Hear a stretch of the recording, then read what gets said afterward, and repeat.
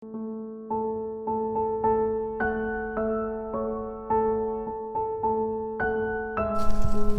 down here. Come on.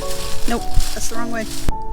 Hello everyone and welcome to Vlogmas Day 7. Yes? Yes. We're gonna go with that. Anyway, so I've been tracking you through views and things, and it's become clear to me that you guys really seem to like the paranormal archaeology stuff, and that's actually good for me because I really like the paranormal archaeology stuff. And as you can see behind me, I have a really neat structure. I hope I'm getting some of this. You know, GoPro's gonna be making this thing that's like a flip screen so I can actually see what's on the back of my frickin' GoPro while I'm recording, and I cannot wait for that adaptive thing to come out because I'm tired of this. But anyway, enough of me complaining. Anyway, I have this really cool structure. I hope you guys can see some of it. I've been filming it for a little bit right now, so hopefully we can go back and put some B-roll in if it doesn't take. But I want to talk about this arch in particular because one of the things we're discussing in paranormal archaeology as we slowly develop our theory here, and by us I mean me, is the memory of sites and the public memory of place. And I'm not the first person to ever talk about this. I'll put some links to some really good books in the show notes for people to go look at. But the long and the short of it is the older the structure is, the more likely it is to be forgotten about in the modern memory. And the more a structure is forgotten about, the more likely the site is to have some kind of paranormal connection given to it. So this frame is no exception, even though it is a fairly modern structure.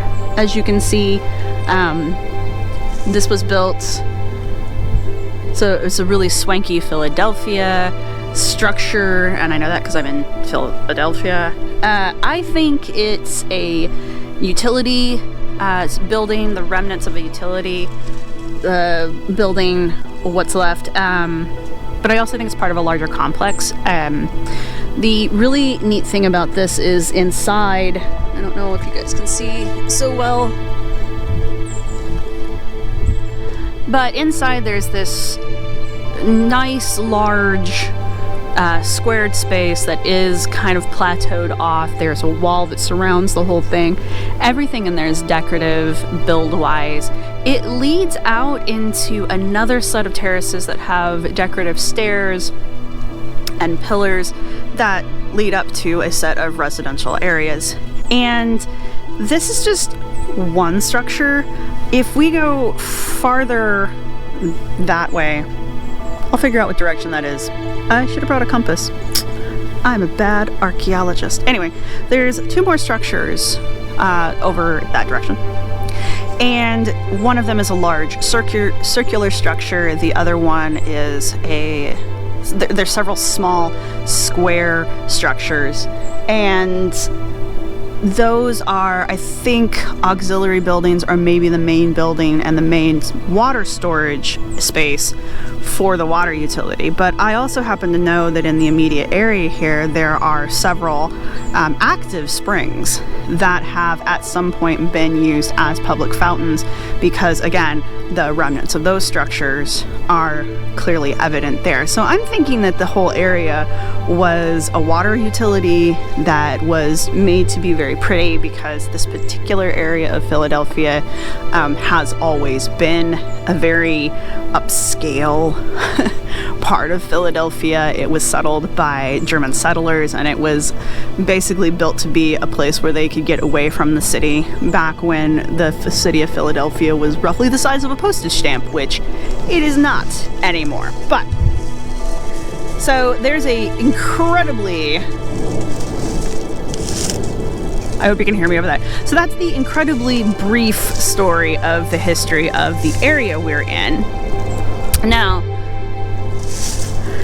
I did ask around to several of the people that live in the immediate area here about, you know, what the structure is and what the other structures are and what they thought they were. And I got a couple people who were like, oh, I think they're old utility buildings. Some people told me this was an old park, which I could believe the way it's set up. But a number of them have informed me, living informants are always good, that the area is haunted. And it's interesting to me because the hauntings that occur here are not tied to an individual like so many hauntings usually are. There's no, you know, Mr. Smith who died tragically feeding his dog one day when he fell into a well, or, you know, the sad woman in white who hung herself because she found out she was pregnant out of wedlock. That's like the bread and butter of haunted ghost stories. The really interesting thing here is that I'm being summoned by my phone. I'm recording, that's what I should be doing. The majority of the stories that I hear about this particular spot in general is that it's inhabited by dark spirits, men or figures, male figures in black with red eyes, large black dogs that roam the night. People say that they can hear footsteps following them when they're out here, and I have a theory about the footsteps. And so it's interesting to me that this structure, lacking a well-known history in the area, has become a portal of sorts, which, you know, it's a door. Doors are fascinating. They always end up being some kind of portal to something. But this particular door leads us to a realm of shadowy figures and ghost dogs and demons that lurk. There's the sound of children playing in the night, which, I mean, I love this kind of stuff. I really do. And it would be really easy to sit out here one night and just kind of debunk all of it. But that's not really the point. The point isn't with paranormal archaeology. The point isn't if this is real or not. That's a skeptic's job, and that's not why we're here. The point of paranormal archaeology is to look at artifacts and sites as they are in modern memory. And I mean, as an archaeologist, I definitely would really like to know 100% what this structure is. It's a modern structure. There's got to be information about it somewhere, because buildings like this don't get built without somebody telling other people to build it. It's just the way these things work. If those records have survived all of this time, that's another story. But what's interesting to us as a paranormal archaeologist is that this structure has become haunted. It is a haunted site. It's full of paranormal creatures that run around at dusk and dawn and come out during certain times of the year, which of course are close to Halloween. I think what's really interesting about this particular chunk of the structure, and I know I haven't taken you guys in to see it too much, but there's no graffiti anywhere on this structure. There's no evidence of graffiti. There's no evidence of the graffiti being cleaned. So this structure, even though it's well known to be here, hasn't been defaced. And I find that interesting, and this is just me speculating. I think that because the structure and the area is perceived as being haunted, I think that has helped preserve the structure. And I mean, it's not the only thing in the world that happens to. That's one of the reasons why there's all these ideas about curses and things all around the world. You know, great everything's always been cursed to death so that people won't come bother them after the fact. But this is the same kind of a situation. There's no curse on the area, and as far as I can tell, there's no like Blair Witch attached to it, though it would be kind of fun to do a little goofy film shoot Blair Witch style out here. But because there's a perception that the area is haunted, it has worked in a positive way to preserve the area. And you'll see what I mean later. I think on another day we'll go that way, behind the camera, and go look at the other two structures that I think are part of this complex, and you'll see what I'm talking about, because those two structures are actually pretty riddled with graffiti and bottles. It's obviously someplace where probably kids hang out and, you know, do what kids do in the middle of the night away from their parents with spray bottles and booze. I mean, let's not pretend like we weren't all children at some point in our lives. But it's interesting to me that this particular area, which is kind of a little more sheltered and a little bit further out of the eyesight of, you know, just pretty much everybody, this area itself is not being used in that manner. Another really interesting tidbit is there are several, well, not several, but there are a few homeless camps. I hope there's a better word for that, but right now all I've got is homeless camps in the wooded area here, because we are right up against a citywide. Friday, December 6th, 3 o'clock p.m.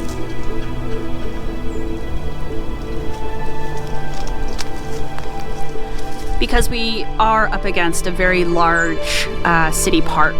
It's very wooded, very hilly, very rocky. There's a lot of great places to just kind of, you know, vanish if you needed to. And so there are a lot of homeless camps throughout the area. And there is one that's closer to the structures that we're going to look at later. And I find it interesting that that person has chosen that area as their camp area, considering this particular area is more sheltered and further away from prying eyes, where the spot where they've chosen to camp is actually pretty visible from the road. So, I mean, crap, I wouldn't mess that up. There's clearly some decisions that went into that, but I do kind of wonder if one of those factors in deciding where to put their camp, if one of those factors was in fact that this area is considered haunted, especially at night. So yeah, maybe one of these evenings when it's a little bit warmer and not raining like it's starting to do, maybe we'll come out and we'll do a haunted session out here and see if we can get EVPs and orbs, which I'm sure I can do. And we'll do a little traditional ghost hunting investigation out here. It sounds like it might be fun. Drag my partner out here in the dark. Oh, he'll love that. Anyway, but yeah, so maybe we'll come out and do a regular, a traditional ghost hunt, and we can post the results up and let you guys see, you know, how haunted the area is. And, you know, the other thing that, you know, now that I'm on this topic, the other thing that is of interest to me is the whole idea of a ghost investigation anyway, a paranormal investigation. I'm pulling burrs off my pants if you're wondering what I'm doing. I found all of them. The cat found none. Did you, little shit? But yeah, so one of the things that I've always kind of irritated me about those is that they go to the house and they go to wherever and they're there for like an evening, and they're only there for a few hours in the evening on top of it, compared to, you know, all the times that the actual paranormal activity has occurred, which is usually during the day and, you know, occurs over a period of time. And then, you know, they run around and they're like, oh, I caught all these ghosts and all these shadows and all these orbs and all these sounds, rah, you know, in like a 4-hour time span. I don't believe in ghosts. I believe in the unexplained because I've had unexplained things happen, but that doesn't mean ghosts or aliens or Atlanteans or anything. It just means I can't explain it. I don't know everything. But I think one of the things that is definitely lacking when it comes to ghost investigations is time. There isn't enough time spent. So the location of this is actually, you know, pretty convenient for me. Oh my god, there was a bug. Oh, I hate bugs. Oh no, it crawled on me. I hate bugs that I don't know what they are. It didn't bite me though. It's alright. I'm fine. Fine. Brave archaeologist. Brave archaeologist. Anyway, So since this is a fairly convenient location for me, it would be interesting to come and do, you know, several investigations here and see what I catch throughout a time period. Like come out, you know, 3 or 4 times a month at the same time on the same day, blah blah blah, that kind of thing.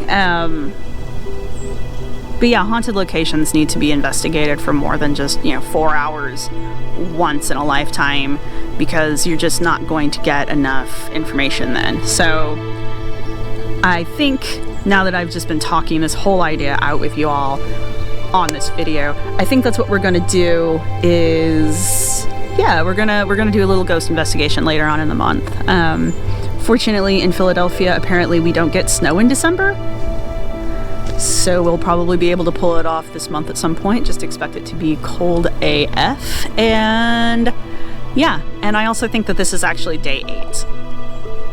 Pretty sure this is the video for day 8. But anyway, I hope you guys are enjoying this. I hope you have enjoyed being introduced to our local haunted spot. And yeah, we'll see you on day 9.